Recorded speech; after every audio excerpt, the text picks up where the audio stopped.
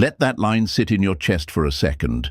Most people think anger shows strength. They think raising your voice, slamming doors, sending long paragraphs of texts is power. But the truth? That's the easiest game to play and the most predictable.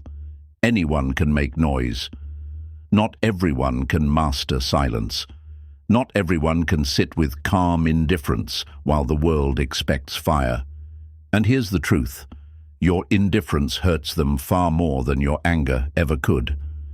Before we dive deep, make sure to like this video and subscribe to the channel, because what I'm about to share with you isn't just relationship advice, it's a mindset shift. It's Stoic power in action. If you can internalize this, you'll not only move differently in relationships, but in every part of your life. Hey folks, imagine this.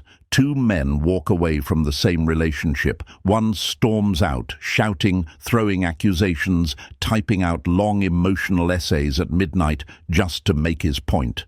They rolls their eyes, tells themselves he's emotional, and moves on. The other man, he says very little. He doesn't beg, doesn't explain, doesn't try to convince. He packs his dignity, redirects his focus, and walks away without bitterness. Guess which one stays in her head longer? Not the one who screamed, the one who said nothing. That's the power of indifference. It's like walking out of a room and leaving the door open, but never stepping back in. The quiet that follows echoes louder than 1,000 words. My friends, society lies to you. It tells you that passion equals anger, that if you don't fight, you don't care. But let me break that illusion for you right now. Anger is not strength. Anger is a leash. Every time they can push your buttons, they control you. They know exactly what words will trigger you, what silences will make you chase, what moves will get you back in line. That's not love, that's manipulation. And the moment you stop reacting, the moment you become calm, still, unmoved, you cut the strings. You're no longer the puppet in their game. You become the one writing your own script. Marcus Aurelius once said, "You have power over your mind, not outside events." Realize this and you will find strength. Folks, that's the essence of indifference. It's not about being cold. It's not about revenge. It's about clarity. It's about saying, my peace is mine, and nothing outside of me gets to own it. Imagine a storm raging outside, trees bending, windows rattling, thunder crashing, but inside your home, there's stillness. A candle burns steadily, untouched by the storm. That's indifference. That's Stoic calm. And here's the part that really unsettles them. When you don't give the anger they expect, you don't just deny them drama, you deny them relevance, because anger still ties you to them. Anger still says, you have power over me. But indifference says, you no longer hold space here. That's not distance for the sake of ego. That's liberation. That's reclaiming yourself. So, my friends, as we begin this journey into why your indifference hurts them more than your anger ever will, I want you to remember one thing. Silence is not weakness. Calm is not surrender. Indifference is not emptiness. It is power, discipline, and freedom wrapped in one. It's the move of a man who values his peace more than winning an argument. And if you stay with me, you're going to see exactly how this mindset changes everything. Write this down in the comments. My silence is power. Say it to yourself, show it to the world, and if this opening already sparks something inside you, hit that like button and subscribe right now. Because what's coming next will not only open your eyes, it will shift the way you move forever. Stay with me. Number 1. The quiet that cuts deeper than words. Any person capable of angering you becomes your master. That was Epictetus, and folks, those words are as sharp as they come. Let them cut through the noise for a moment, because here's the truth. Most of them expect anger. They're prepared for your raised voice, your frustration, your sharp words. They've already rehearsed their role in the drama.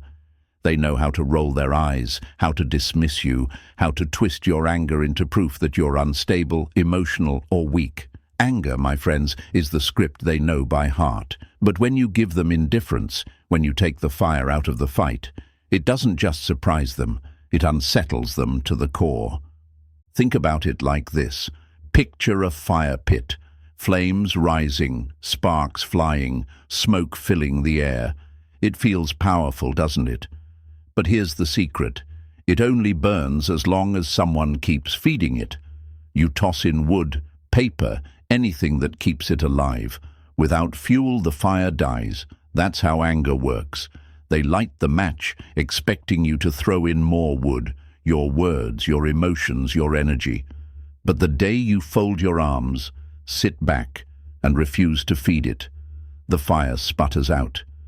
And in that silence, in that absence of energy, they're left staring at smoke, fading into the night, wondering why the flames didn't rise like before. Now let's break the lies, my friends. They'll tell you silence means you don't care. They'll say if you don't argue, you're cold, detached, emotionless. But here's the truth. Silence doesn't mean you don't care. It means you care enough about yourself not to waste your energy on battles that lead nowhere. Anger is cheap. It costs you your peace and gives them the satisfaction of knowing they can still reach you. Indifference, on the other hand, is expensive. It costs them the certainty that they still matter enough to provoke you. And here's where fear creeps in for them. They start asking questions. Why didn't he argue back? Why didn't he fight for me? Why does it feel heavier now that he walked away without words? Anger they can dismiss. They can rationalize it. They can call it emotional outburst. But indifference plants doubt. It makes them replay moments in their head. It forces them to sit alone with themselves, without your reactions to hide behind. That's not just uncomfortable, that's terrifying, because silence turns into a mirror, and that mirror reflects truths they've been running from. Let me give you another metaphor. Imagine two exits from a relationship.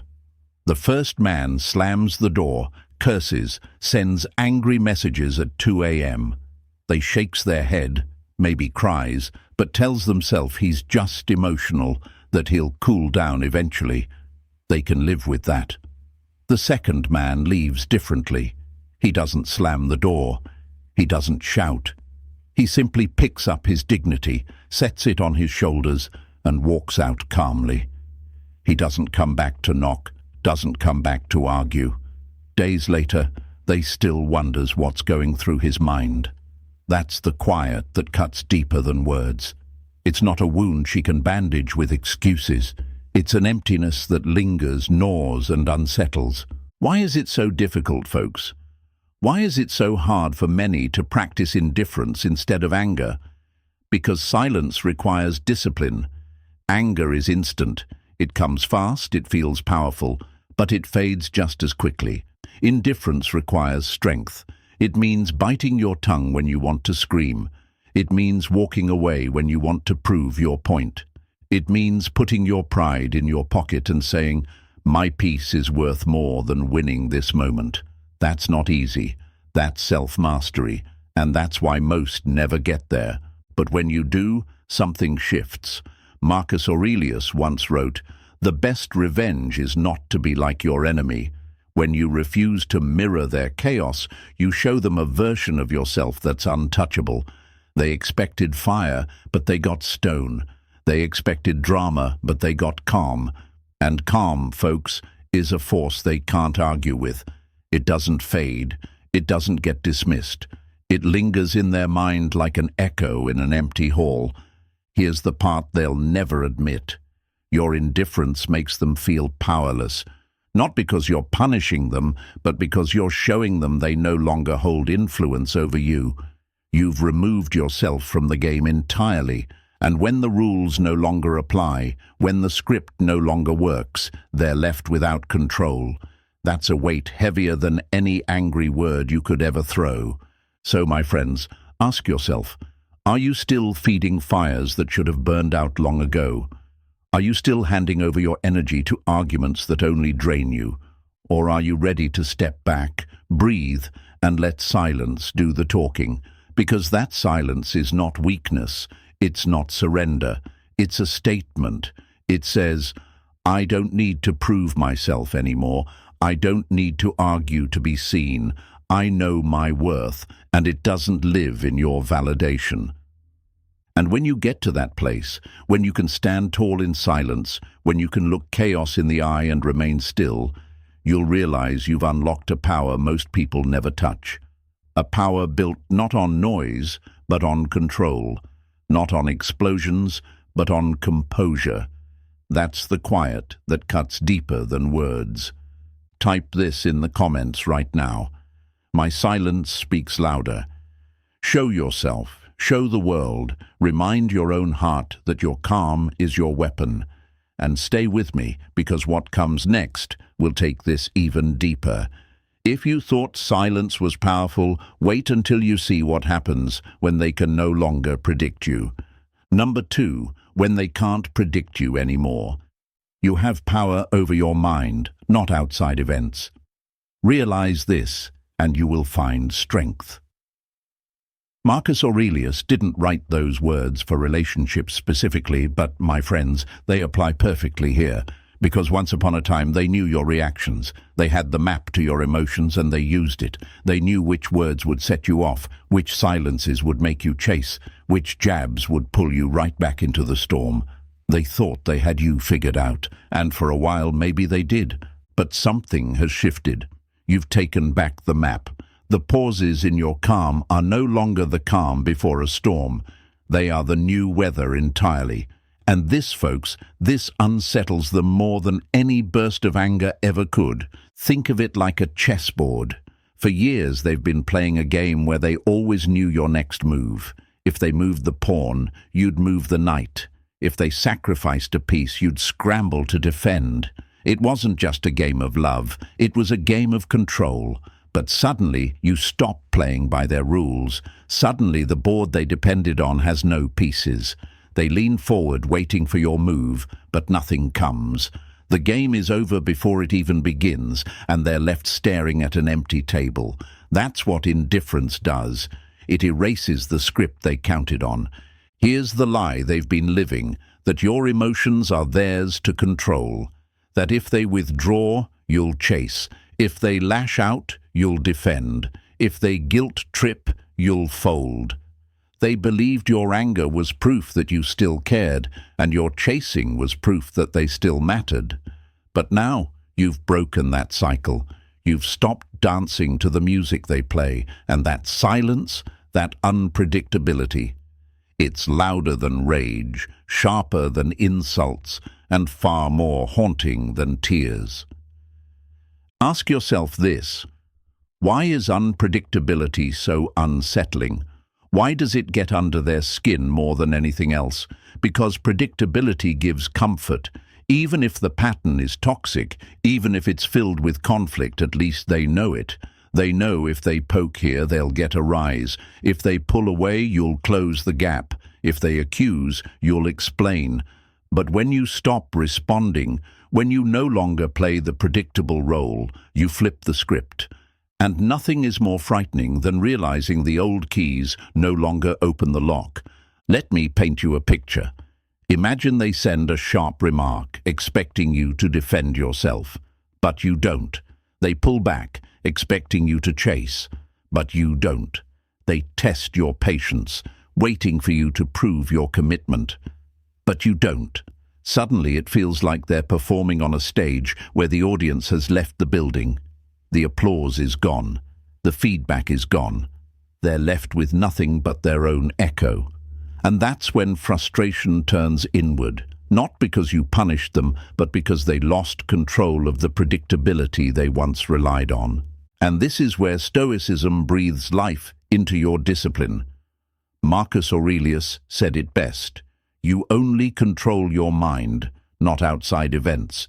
When you master that, you take away their ability to dictate your state. You are no longer a puppet reacting to strings. You are the one holding your own strings, moving when you choose, how you choose, if you choose. My friends, do you realize how powerful that is? When someone can no longer predict you, they can no longer manipulate you, when they no longer know if silence means anger, or calm means peace, or distance means focus, they're left in the dark. And the dark is where doubt grows. It's where their old confidence crumbles. It's where they replay every action, every word, wondering if they lost their grip completely. Here's the irony. Your calm doesn't just frustrate them, it forces respect. They may not admit it, they may not say it out loud, but deep down, they know. They know you're no longer the same man who could be tugged left and right by every mood swing. You've shifted from being predictable to being sovereign. Your emotions are no longer cheap currency they can spend at will. They're treasures locked inside your inner citadel, guarded by discipline and dignity. So, the next time they try to bait you, the next time they lean on the old tricks to spark the old reactions, remember this. You don't owe them your predictability. You don't owe them your energy. You owe yourself peace. And peace, once guarded, becomes your most intimidating weapon. Write this in the comments right now. Strength lives in my stillness. Let the world see it. Show yourself that you are no longer predictable, no longer a puppet to anyone else's game. And stay with me, because in the next part, we'll talk about something even more unsettling. What happens when your stillness becomes a mirror, and they are forced to face themselves without you blocking the view. Number 3. The mirror of indifference. It is not what happens to you, but how you react to it that matters. Those are the words of Epictetus, and my friends, they cut to the heart of this next truth, because when you stop reacting, when you choose calm indifference instead of anger, you don't just change the game, you change the reflection they see. Think of a still pond at dawn, no ripples, no movement, just a perfect reflection of whatever leans over it. That's you when you stop reacting. You become the mirror. Before, your frustration, your explanations, your defenses, all of it disturbed the surface. They could focus on your tone, your words, your mistakes, anything except their own behavior. But when you step back into silence, the water clears. Suddenly, the only thing staring back is their own reflection. And let me tell you, folks, most people don't like what they see when the mirror stops moving. Let's break this down. When you were reactive, you gave them something to point at. They could say, "You're too sensitive. You're overreacting. Look how angry you get." It became their shield. Your emotions blurred the truth, gave them excuses, and protected them from having to face their own faults. But indifference removes the shield. Your silence strips away the cover they hid behind. Now it's just them, raw, unfiltered, exposed. And that's scary. That's the fear they'll never admit, because deep down they know your calm is showing them what they don't want to see, that maybe the problem was never your anger, maybe the problem was them. And without your fire to distract, without your words to debate, they're forced to sit with that reality. Folks, silence has a way of turning whispers into shouts. It makes every hidden flaw echo louder. Imagine this.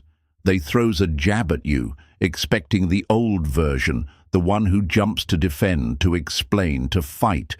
But you don't move. You don't react. You just sit steady. Now she's not fighting you. They's fighting herself. Her own words hang heavy in the air, unanswered. Her own behavior reflects back at her like a mirror she can't cover. And that, my friends, is what makes indifference so unsettling. It forces people to see themselves without distraction. Here's the lie many believe, that if you don't respond, you're weak, that if you don't argue, you're avoiding. But the truth? It takes far more strength to stay calm than to lash out. It takes discipline to sit in silence while someone tries to provoke you, Weakness is being dragged into every storm. Strength is standing so firm that the storm spends itself out against you and you never move. Why is this so difficult? Because reacting feels natural. It feels like release. You want to prove your side, defend your worth, show your right. But ask yourself, did it ever really change them? Did all the words, all the shouting, all the explaining ever make them see you clearer? Or did it just give them more fuel to twist, more excuses to hide behind? You know the answer. That's why indifference is freedom. It doesn't feed the cycle. It ends it. And here's the beauty of this mirror. When you stop being the emotional sponge, you stop carrying their chaos. Their storm stays theirs. Their selfishness, their manipulation, their disrespect, it all sits in their reflection. You're no longer the buffer, you're the observer, and that shift changes everything. Let me remind you of the Stoic principle. Your inner citadel is your fortress. No one gets in unless you open the gates. Indifference is closing the gates. It's saying, you can rage outside all you want, but inside here, it's still. That kind of power doesn't just protect you, it terrifies them, because they can't control what the mirror shows, and over time the silence starts working on them. They replay moments in their head, looking for signs, searching for answers. They might even tell themselves your silence is cold, heartless. But deep down, they know. It isn't cold, it's clarity. You didn't disappear. You just stopped being the shield that let them avoid themselves. You stopped carrying the weight that was never yours to bear. My friends, there's nothing more powerful than making someone face their own reflection. It's not revenge, it's not punishment, it's self-respect. And when you embrace it, you'll realize something life-changing. You don't need to prove the truth anymore. The truth reveals itself when you stop getting in its way. So write this in the comments right now. I am the mirror. Let that be your reminder that your calm is a reflection, your silence is clarity, and your indifference is the key that forces the world to face itself. Show yourself, show the world, and stay with me, because next we'll go even deeper into why indifference isn't just a mirror, it's the fire extinguisher. When you stop feeding the flames, you kill the chaos before it consumes you. Number 4, no fire without fuel. Any person capable of angering you becomes your master. Epictetus said that centuries ago, and folks, those words hit harder the more you sit with them. Because every time you let someone pull you into an argument, every time you explode, every time you defend yourself just to be heard, you're not winning. You're handing them the match and the wood to keep the fire alive. Let's break it down with a simple truth. Every fire needs fuel, oxygen, wood, paper, something to keep it burning. Without fuel, even the biggest flame dies out. And arguments? They're no different. They don't survive on silence. They survive on reaction. Your words, your emotions, your need to be understood, that's the fuel. And as long as you keep tossing logs into the flames, they'll keep burning. But the moment you stop, when you refuse to play along, the fire starts to die. Imagine this with me. They throws an accusation your way.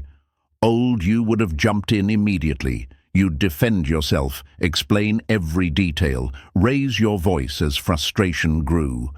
Hours later, you're drained, and nothing is resolved. That's how the cycle used to go. Now picture the new you. Same accusation, same bait. But this time, you look at her calmly and say, I'm not discussing this right now. Then you walk away. No shouting, no defense, no fire. And what happens? The heat doesn't rise, the flames don't grow, the fire starves, and all that's left is smoke curling into the air, fading into nothing. That's the discipline of indifference. You're not avoiding, you're choosing wisely. Because here's the lie we've been fed. If you don't argue, you don't care. If you don't fight back, you're weak. But my friends, the truth is the opposite. Anyone can lose control. Anyone can yell. It takes strength to hold your tongue. It takes power to step away when everything in you wants to prove your point. Silence isn't weakness, it's mastery. Think about it like boxing. Two fighters step into the ring. One swings wildly at every move, exhausting himself. The other stays calm, blocking, conserving energy, waiting for the perfect moment. Who has the real control? Not the one flailing around, burning out. It's the one who knows when not to swing. That's you when you refuse to fuel pointless fires. You're not surrendering. You're protecting your energy for battles that actually matter. And here's what they never expect. They're used to the spark catching. They're used to seeing you react, to feeling that rush of energy when you bite the bait. It reassures them. It proves they still have influence. But when you don't, when their spark hits stone instead of dry wood, that unsettles them. Because suddenly they're the only one burning, they're the only one expending energy, and without your fire, they're forced to face their own flames. Why is it difficult to stop feeding the fire? Because arguments feed our ego. They trick us into thinking, if I just explain better, they'll understand. If I shout louder, they'll finally get it. But folks, you know as well as I do, that never happens. It just drags you deeper. It leaves you drained, empty, and no closer to peace. That's why Stoicism calls us higher. To step back, to realize not every spark deserves our oxygen, not every flame is worth our wood. Marcus Aurelius reminded himself daily, if it is not right, do not do it. If it is not true, do not say it. That's the filter you use when deciding whether to speak. If engaging doesn't bring truth or peace, why waste the breath? Why fuel a fire that only burns you? And here's the hidden power. When you stop feeding the flames, you break the pattern. You teach them a quiet lesson. Not through lectures, not through anger, but through absence. You show them that their chaos no longer has currency with you, that your peace is too expensive to spend on arguments that lead nowhere, and deep down they feel it. They realize the fight isn't fun anymore, because you're no longer showing up to play. So, my friends, ask yourself this: what fires are you still feeding? Who are you still giving oxygen to that only leaves you choking on smoke? And what would happen if you stopped? If you chose calm indifference instead of reaction? I'll tell you what happens. The fire dies, and in its place, you reclaim your strength. Write this in the comments right now. I choose control over chaos. Let that be your declaration, your reminder that not every spark deserves your energy. Show yourself, show the world, that your peace is not up for negotiation. And stay with me, because in the next part, we'll talk about what happens when the balance shifts, when your energy stops orbiting them and starts building you. And that, my friends, is when the real power begins. Number 5. Shifting the balance of power. He who controls himself controls the world. Those words, my friends, aren't just philosophy. They are the essence of power. Because for a long time, maybe you didn't realize it, but the balance was tilted. Your world seemed to orbit around them. Your calls, your messages, your check-ins, your reassurances, everything you did revolved around proving they mattered. And for a while that felt right. It felt like loyalty, like love. But in reality, it gave away something precious, your center. Picture this. The Earth orbits the Sun, steady, predictable. That was you. They were the sun at the center of your universe, and your energy circled endlessly around them. Every word they said, every mood they carried, pulled you like gravity, and that gave them power. They never had to wonder where your attention was. It was always fixed on them. But then something shifted. You stopped revolving. You remembered you are not a planet. You are your own sun. And suddenly the balance of power changed. At first, they didn't notice. They thought it was temporary. They assumed you'd call later, text tomorrow, check in by the weekend. They expected the old pattern to hold. But as days passed, that silence grew louder. Where there used to be constant engagement, there's now space. And that space unsettles them because it isn't empty. It's full of something new. It's filled with your focus on yourself, your work, your training, your mission. You've taken the energy you once poured into them and redirected it into building yourself. Here's the lie they believed, that your devotion was endless, that no matter how much they pulled, you would keep giving. But devotion without boundaries isn't love, it's dependency. And dependency keeps you trapped. By shifting your focus, by reclaiming your energy, you've broken that chain. You're no longer defined by your role in their life. You're defined by the mission you've chosen for yourself. Think of a scale. On one side, you've placed all your time, your attention, your effort. On the other side, very little. For years, the weight was one-sided, and you felt it, even if you didn't admit it.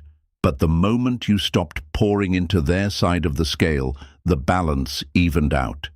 You stood taller, steadier, and they felt lighter, not because they were freer, but because the weight of your attention was gone. And that absence, my friends, is heavier than anger ever could be. Marcus Aurelius reminded himself daily, "Waste no more time arguing about what a good man should be. Be one." That's what this shift is about. Not arguing for their approval, not proving your worth, but becoming who you were meant to be regardless of their opinion. You stop being a man orbiting someone else's life, and you start being a man grounded in his own. Why is this so difficult? Because it feels like loss at first. When you stop giving them all your attention, when you stop chasing, there's an emptiness you have to face. You wonder, will they forget me? Will they move on without me? But here's the truth, that emptiness isn't loss, it's space. Space for growth, space for strength, space for the life you were meant to build. And once you fill it with purpose, with discipline, with focus, you realize it was never emptiness at all. It was freedom. And here's what unsettles them most. They were used to being the center. They liked the orbit. It gave them security, knowing your energy was theirs to claim. But when you shift that energy, when you pull it back to yourself, they feel the ground move beneath them. They realize they're no longer the gravitational force in your world. They're just one part of a bigger picture, and whether they admit it or not, they feel the loss. This isn't about revenge. It's not about making them miss you. It's about reclaiming what was always yours, your focus, your purpose, your power. And when you do, you discover something they can never take from you. Peace rooted in self-mastery. A man anchored in his mission is far stronger than a man orbiting someone else's approval. So, my friends, write this in the comments right now. My focus is mine. Let it be your declaration, your reminder that your energy belongs to you first. Show yourself, show the world that you no longer orbit anyone. You are your own sun, and your power is untouchable.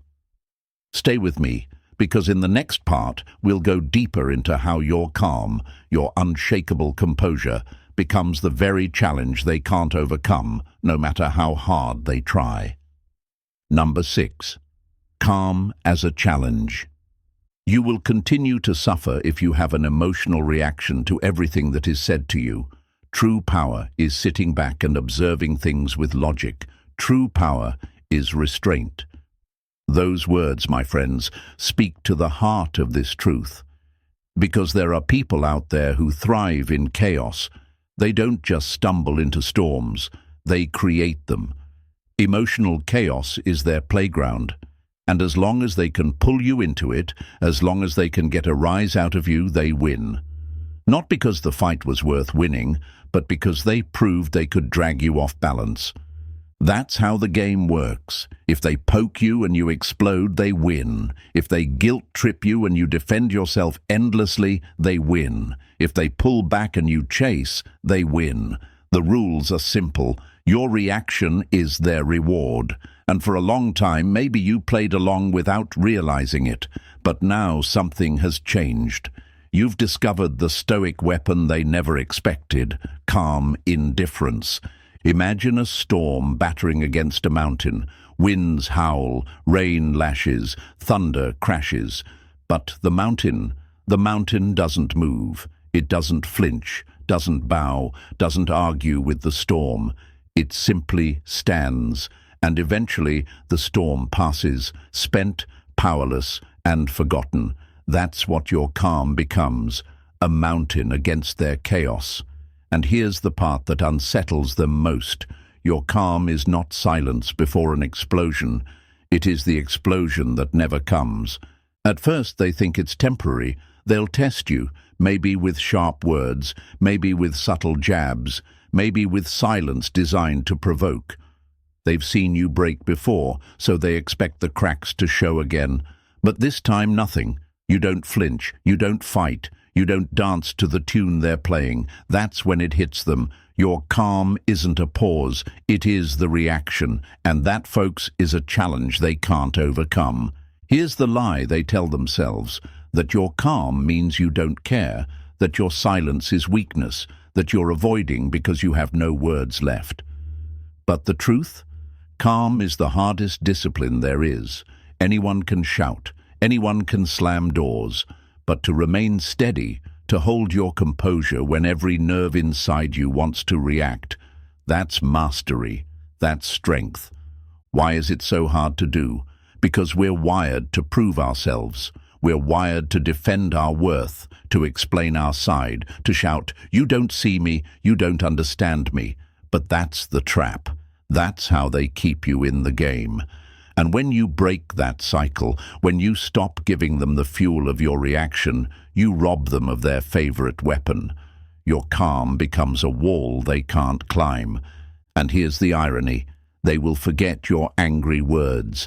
They'll dismiss your emotional outbursts, but they won't forget the day you stopped reacting. They won't forget the image of you sitting steady, eyes calm, unbothered, impossible to pull into their chaos. That kind of composure gets under the skin. It lingers in their mind because it forces them to face the truth. They no longer have control over you. Marcus Aurelius once wrote, "You have power over your mind, not outside events. Realize this, and you will find strength." This is what your calm represents. It's not coldness. It's not retreat. It's proof that your emotions belong to you now, not to anyone else's provocations. You've built a fortress inside yourself, and no storm can breach it unless you open the gates. And let me tell you, folks, that fortress doesn't make you forgettable. It makes you unforgettable, because when you refuse to break, you set a new standard, not just for how they see you, but for how you see yourself. You prove that your peace is more valuable than chaos, that your discipline is stronger than your impulses. That's the kind of power that doesn't just win arguments, it ends them before they begin. So ask yourself this: do you want to keep being dragged into storms that were never yours? Or do you want to be the mountain that stands unmoved? Do you want to keep proving your worth through noise, or do you want your silence to prove it for you? The choice is yours. And once you choose calm, once you choose restraint, you'll realize something. They can test you, but they can't touch you. Write this in the comments right now. My calm is my power. Say it. Own it. Show yourself and the world that you are no longer a puppet to chaos. You are the mountain, steady and unshakable. And stay with me, because next we'll uncover the deeper truth of silence. The kind of silence that doesn't just protect your peace, but demands respect without ever asking for it. Number 7. Silence that demands respect. Silence is one of the great arts of conversation. That was Marcus Tullius Cicero, and my friends, those words strike at the core of what we're about to dive into. Because silence, when chosen deliberately, is not emptiness. It's not weakness. It's not avoidance. Silence, when mastered, is power. And more than that, it's respect. Here's the truth most don't want to admit. People are terrified of silence. They'd rather hear your anger than your quiet. They'd rather argue with your words than sit in the echo of your absence. Because silence doesn't just stop the noise, it forces reflection. And reflection, my friends, can be brutal. Think of a courtroom. A lawyer makes an accusation, expecting the other side to defend themselves, to object, to speak. But what happens when the accused says nothing, when they simply sit, calm and unbothered, as if the words carry no weight? The silence in that room becomes louder than any defense could ever be. It shifts the balance. It makes the accuser uneasy, because now the burden of proof is all on them. That's what happens in relationships too. Your silence places the weight back where it belongs. You're no longer defending, no longer proving, no longer explaining. You're simply showing through stillness that your presence isn't guaranteed, and that realization demands respect. Here's the lie they've been living, that if you stay quiet, you've surrendered, that if you stop speaking, you've lost. But let me tell you something, silence is not surrender. Silence is a choice, and a choice is control. You're not refusing to speak because you have nothing to say. You're refusing because not everything deserves a response. And that's a kind of strength few ever master. Imagine this. For years, your words were the reassurance they counted on. Your explanations were the safety net. Even your arguments were proof that they still mattered enough to get a reaction. But one day, it changes. You stop handing them your voice so freely. You stop giving them the comfort of knowing they can reach you whenever they choose. Suddenly, silence replaces noise, and that silence, it weighs heavy. It makes them wonder, what is he thinking? Why isn't he responding? Why doesn't he need to explain himself anymore? That's respect being born, not from fear, not from threats, but from absence. Seneca wrote, "Silence is a lesson learned from the many sufferings of life." And isn't that the truth? Silence doesn't come easy. You had to suffer to learn it. You had to go through the pain of wasted energy, the exhaustion of endless explanations, the futility of trying to be understood by someone who didn't want to understand. But in that suffering you found discipline, you found stillness. And now your silence speaks volumes. Why does silence demand respect? Because it sets boundaries without words. It says, I will not waste my breath proving my worth. I will not trade my peace for noise. I will not explain myself to someone who has already decided not to listen. That kind of stance changes everything. People may argue with your words, but they cannot argue with silence. They can ignore your anger, but they cannot ignore your absence. They can dismiss your noise, but they cannot dismiss the stillness you've chosen. And here's the hidden power. Silence doesn't just protect your dignity, it shifts the focus back on them. When you're no longer responding, no longer reacting, they're forced to sit with their own behavior. They replay the words they threw at you, the games they played, the chaos they created, and for the first time, there's no distraction. It's just them, staring into the mirror of their own actions. And whether they admit it or not, that silence teaches them more than your words ever could. But I want you to remember this. Silence is not a game. It's not about manipulation. It's not about making someone chase you. It's about valuing your peace so highly that you refuse to spend it recklessly. You don't withhold your voice to punish. You withhold it because your energy is sacred. And when you treat it as sacred, others learn to respect it. My friends, think about the people in your life who've left the deepest impression on you. Was it the ones who shouted the loudest, or was it the ones who spoke little but lived with such dignity that their silence carried weight? That's what you're becoming when you master indifference and restraint. You're not trying to be loud, you're trying to be solid. And solid men don't need to raise their voice to be heard. Their presence alone speaks louder than noise. So the next time you feel the urge to argue, to explain, to prove yourself, stop. Ask yourself, Does this deserve my words? Does this deserve my peace? Or will my silence say more than any explanation could? That's the discipline. That's the art. And once you master it, you'll realize something profound. Respect doesn't come from shouting. Respect comes from living in such a way that silence becomes your statement. Now we've reached the end, and I want you to declare something for yourself. Write it in the comments right now. My dignity lives in silence. Let it be your seal, your mark of growth, your commitment to no longer waste your voice on what doesn't deserve it. And here's my final word for you. Don't just listen to these lessons, live them. Protect your peace, guard your energy, and let silence become your standard. Because when you stop giving away your words carelessly, the world around you learns to lean in, to listen, to respect what you do choose to share. That, my friends, is Stoic power in its purest form. If this message opened your eyes, carry it with you today. Remember, anger is loud, but silence echoes forever.